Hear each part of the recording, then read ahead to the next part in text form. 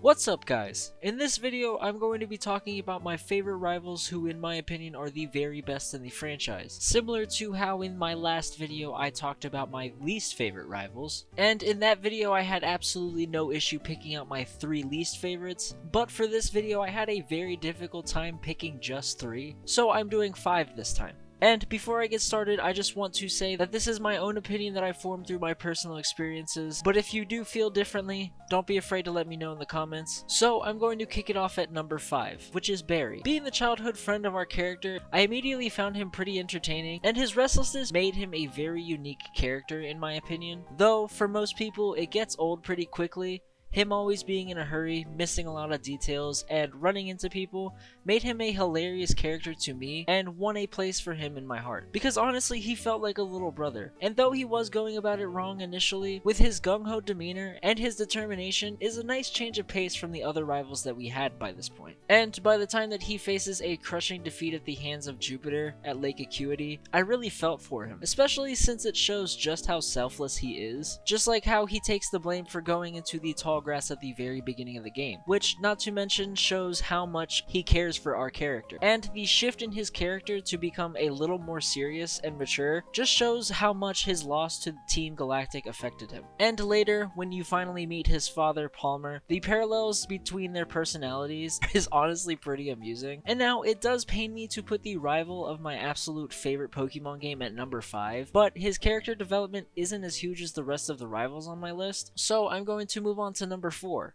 Which goes to Wally from the Hoenn region games. Which, honestly, though I'm not the biggest fan of Omega Ruby and Alpha Sapphire, he is my favorite part of those remakes. He starts out as a pretty passive kid who seems really down on himself when you first meet him, and after helping him catch his Ralts, you inspire him to become a trainer and he embarks on his own journey. Later, when you meet him outside of Watson's gym, he challenges you to prove himself to his uncle, and though he is extremely outmatched by us at this point, he doesn't give up and decides to train and get stronger. And for me, personally, I felt really bad defeating him because I could see how badly he wanted to be a good trainer. And now fast forward to after we defeat Team Magma at Mount Chimney. You can actually see his name at statues at every single gym, and even get updates on his journey with the Hoenn News Network on the bottom screen. Now, by the time that we meet him again on Victory Road, he tells you that you are the final obstacle in his way. Honestly, with that interaction before the final battle with him, it seems to me as if he has finally gained the self-confidence that he needs and has complete faith in his Pokemon, and knows that he doesn't need to worry about anything with them around. And